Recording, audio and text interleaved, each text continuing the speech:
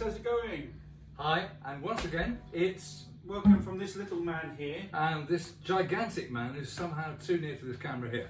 It's yes. the Bob and Ramon show again. Yes, great. And what have we got today? We got some stuff. We've got a beautiful Hawaiian shirt and a pinstripe. And a pinstripe Italian Savoy row. Fat boy, no. Savoy row. Nah.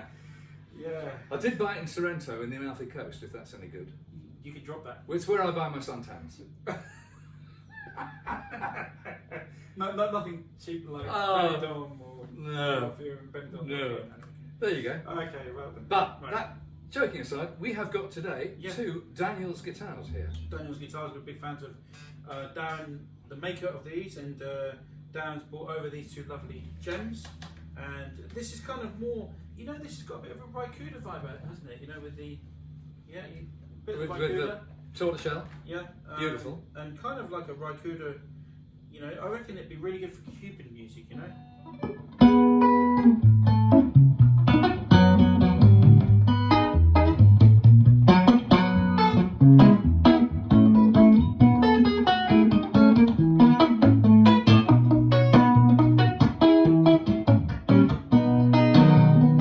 That kind of vibe, you know. He knows all the chords. He knows all the chords.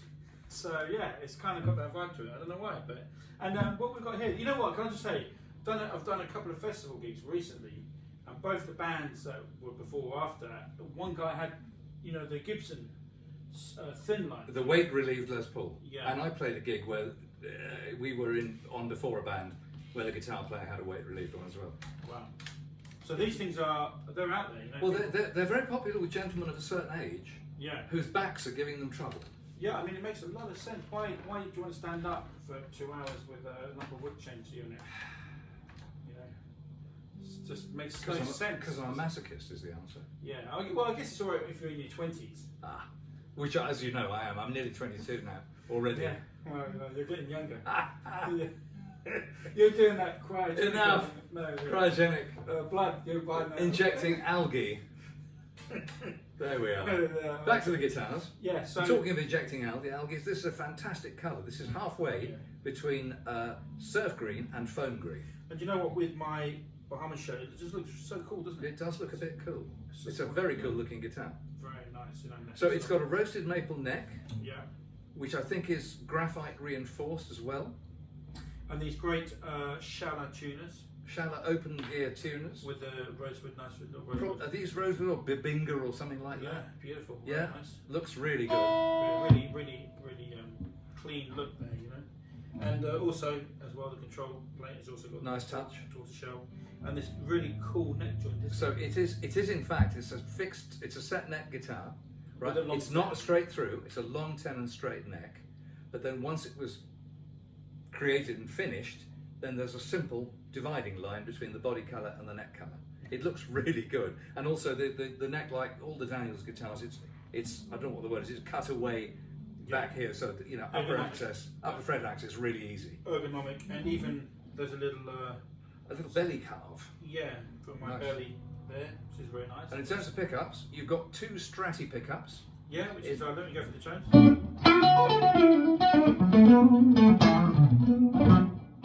That's the neck. Yep, and then in the middle we got this one.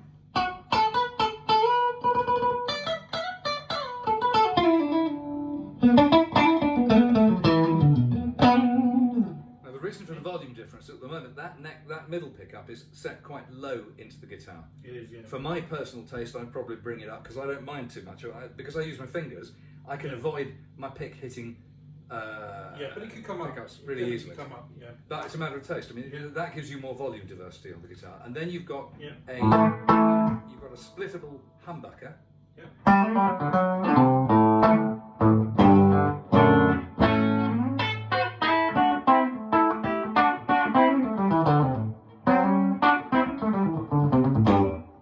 So just to complete the set, you've got a classic Tune-o-matic bridge and stop tailpiece. Then the control nearest you is volume, master volume. Middle control is master tone, and the far control has 2 functions. First of all, it blends the bridge pickup with the others, which is quite interesting, as you can show. And the second thing is, if you pull it, it splits the coil of the humbucker. So that's in.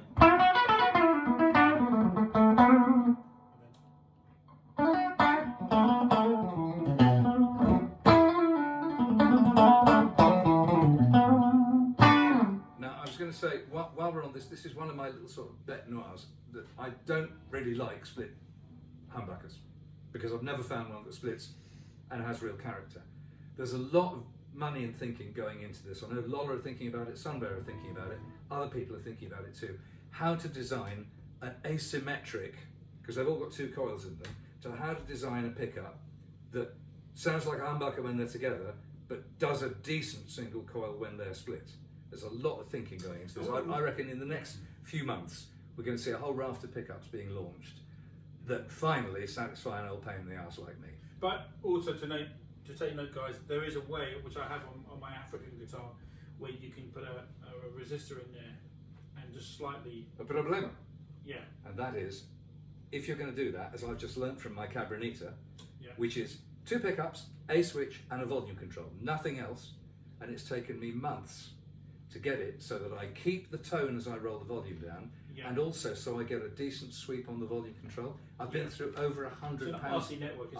I've been through £100 worth of parts on a guitar that cost £239 to get it to work. But which I'm a bit grumpy about. But if you put resistors in with coils, you fuck with the sweep of the, pardon my French, you mess with the sweep of the volume control. So everything trades off against each other, even in a circuit so boringly simple as an electric guitar, right? And so you can do it, but given my recent experience, I wouldn't want to get into that wormhole. It's fine if you're playing the guitar with the volume full up, which most people do, and which I did for years. You never even notice it, it's great. But as soon as you start messing with the volume control, which I do at gigs all the time now, the more complexity you've got like this in the guitar, the more wheels begin to fall off the wagon. So there's a watch out. It's not to say don't do it, it's just you could be entering a new rabbit hole. And if you have to pay somebody else to do it for you, it'll cost you a lot of money for something that should be simple and cheap. There you go, rant over. But anyway, so there are things going on in the world of splitting humbuckers. In the meantime, if you can put it into the neck position, and then blend the neck pickup and the humbucker. Really nice sound there.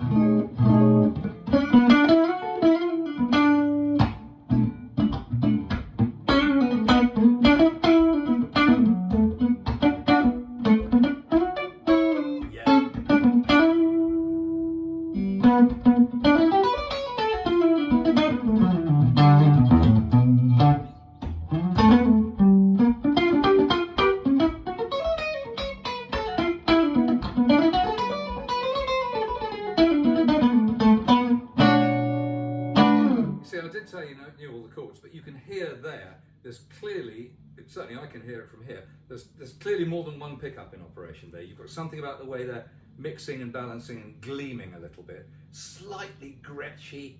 It's really nice. Yeah, it's really nice. That's a versatile guitar. Yeah. It could do balls out rock, but it can do all kind of roots, as you've said, Cuban.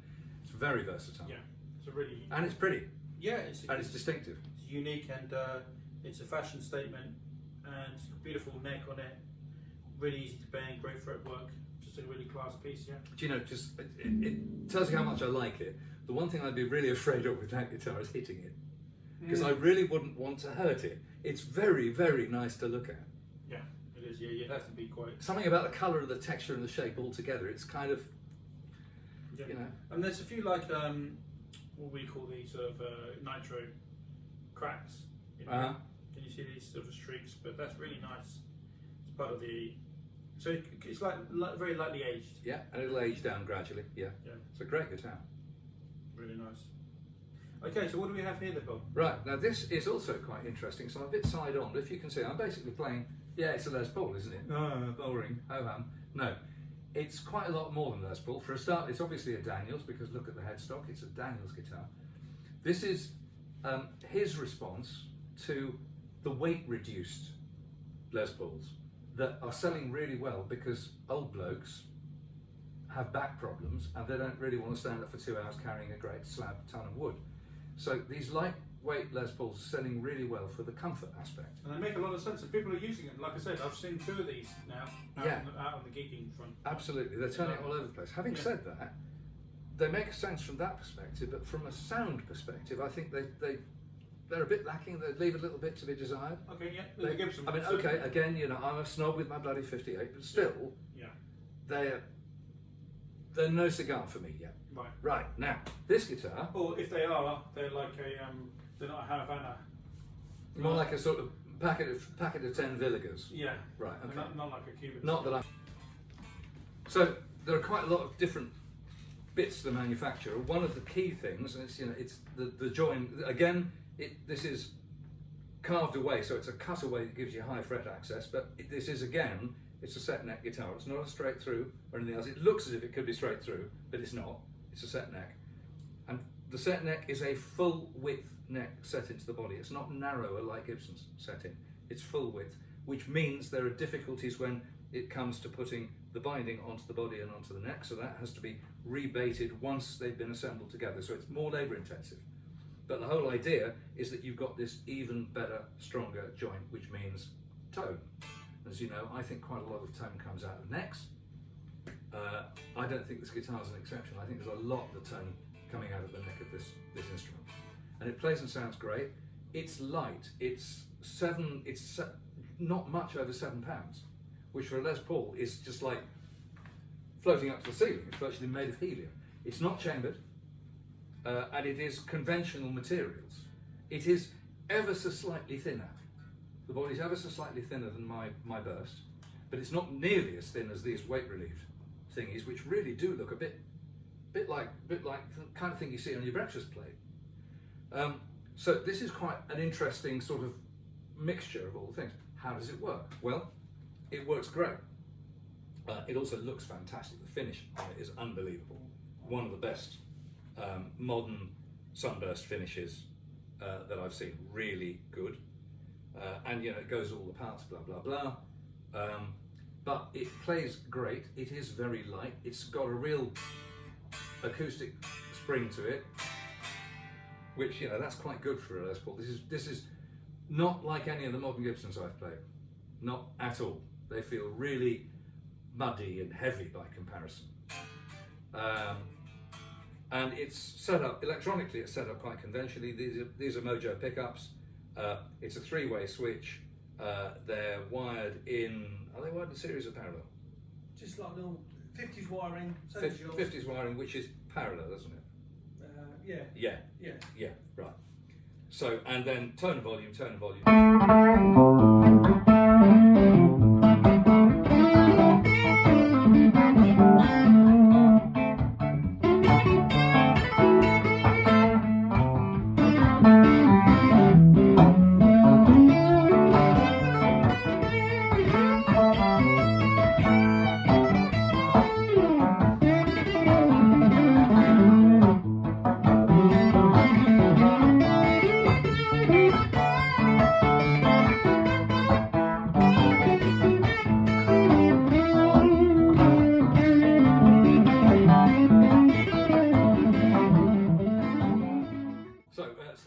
treble pickup rather than neck and went backwards, but you can kind of hear what the guitar does. It's got a really nice rich tone around the 5th and 7th frets, nice and bassy.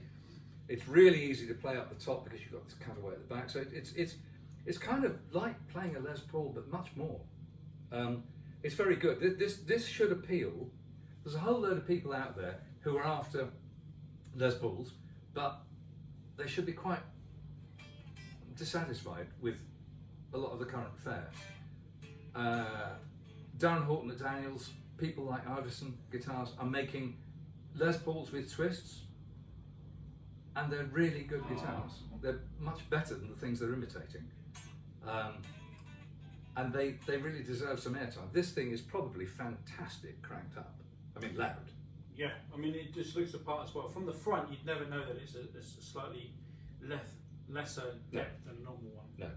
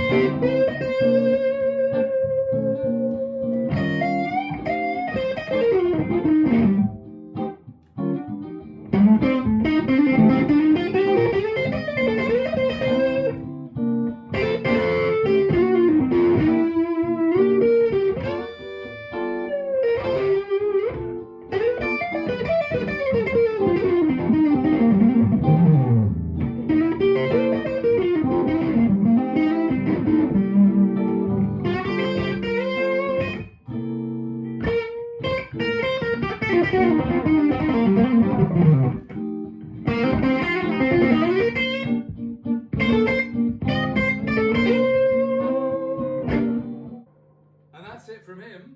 And it's goodbye from the big man. See you next time. Hope you enjoyed it. Bye. Take care.